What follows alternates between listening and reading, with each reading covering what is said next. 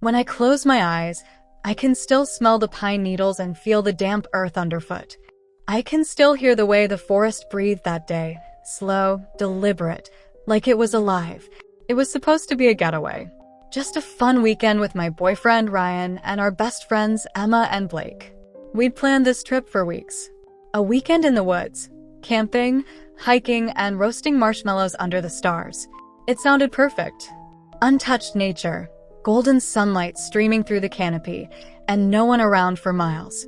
It was peaceful, at least at first. It started on the second day. We were hiking an old trail when Emma froze. "Guys," she called out, crouching low, "come look at this." I thought she'd found an animal track, maybe a deer or bear. But when I got closer, my stomach sank. The tracks were huge, human-shaped, with 5 toes and a heel, but impossibly large, twice the size of Blake's boot, and pressed deep into the ground like something heavy had passed through. "Is this a joke?" Emma asked, her voice shaky. Ryan snorted. "Clearly Bigfoot," he said, pulling out his phone to take a photo. "This is going straight to Instagram." Blake crouched down, running his fingers along the edges of the print. "Bears don't leave tracks like this," he muttered, barely loud enough to hear. "Bears don't have toes," I said, trying to sound calm, but my voice betrayed me. We all stood there, staring at the prints. They led off into the woods, disappearing into the trees. For a second, none of us spoke. Then Ryan made a dumb joke about staging a TikTok video. He stomped around in the dirt, pretending to run from Bigfoot. It was stupid, but it made us laugh. And with that, we moved on, leaving the tracks and whatever made them behind. That night, the forest went quiet. At first, it was nice. Peaceful even. Just the 4 of us sitting around the fire, roasting marshmallows and swapping ghost stories. But as the sun sank lower and the shadows stretched longer, I noticed it. There were no crickets, no frogs, no rustling leaves. Just the crackle of the fire and the occasional creak of the trees. "Is it always this quiet at night?" I asked, hugging my knees. Blake shrugged. "Probably scared the animals off," he said, poking at the fire. "Or maybe Bigfoot's out there, stalking us," Ryan teased, grinning. He leaned closer, growling low and deep. "Stop it," Emma snapped. "It's not funny." "Come on, Ryan said, still smiling. "It's just a joke." But Emma didn't laugh. She just stared into the darkness, her face pale. And for the first time all day, I wondered if maybe she was taking this more seriously than she let on. It happened around midnight. The first sound was a howl. Low, guttural, and so deep it felt like the ground vibrated. It wasn't a coyote or a wolf. I'd heard those before. This was different. Primal. Like something ancient was calling out from the heart of the forest. "Probably an elk," Blake said, but his voice shook. The howl came again, closer this time. Then silence. Thick, suffocating silence. "Okay," Emma whispered. "This isn't funny anymore. Let's go home." "Relax," Ryan said, though even he didn't sound convinced. "It's just an animal."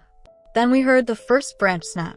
Ryan shined his flashlight toward the sound, the beam cutting through the trees. Nothing. Just shadows.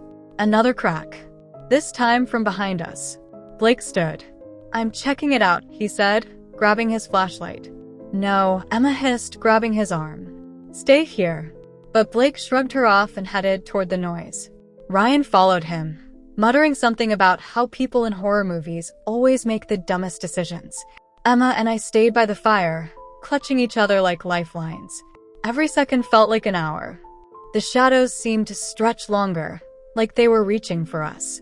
And then Blake screamed. Ryan came running back first, his face pale and twisted with terror. He grabbed my arm. "Run," he gasped. "What? What happened?" I stammered. He didn't answer. He just dragged me to my feet. Blake staggered out of the trees a moment later. His shirt was torn, and there was blood on his hands. "We have to go," he shouted. "It's not an animal." "What's not an animal?" Emma demanded. And then it stepped out of the trees. It was massive, at least 8 feet tall, covered in matted fur. Its shoulders were broad, its legs thick like tree trunks, and its face, it was almost human, too human. Its eyes were deep-set, glinting in the firelight. Its mouth stretched wide, revealing rows of yellowed, jagged teeth. It let out a low growl that made my chest vibrate. "Run!" Ryan screamed. We didn't need to be told twice. The next few minutes were a blur of crashing branches, panting breaths, and the relentless thud of heavy footsteps behind us. We ran blindly, Ryan and I in one direction, Emma and Blake in another. I wanted to call out for them, but Ryan wouldn't let me stop. The growl came again, closer this time, followed by a sound that made my stomach churn, a wet, crunching noise. And then Emma screamed. High-pitched, raw, and abruptly cut off. "No," I sobbed, trying to turn back. "We can't help them." Ryan shouted, pulling me forward. His voice cracked with panic. "We have to keep going." We stumbled out of the woods just as the first light of dawn broke through the mist. My legs gave out, and I collapsed onto the cold, damp ground. Ryan fell beside me, gasping for air, his face pale and streaked with tears. We didn't speak. There was nothing to say. We both knew what we'd left behind. When the search party arrived later that day, we told them everything. They didn't believe us. They said there was no sign of Emma or Blake. No tracks, no blood. Just the woods, silent and still. But I know what I saw. I still hear it sometimes late at night, that low growl echoing in the back of my mind. And when I close my eyes, I see those gleaming eyes staring back at me. It's still out there, waiting for the next group to laugh at the tracks.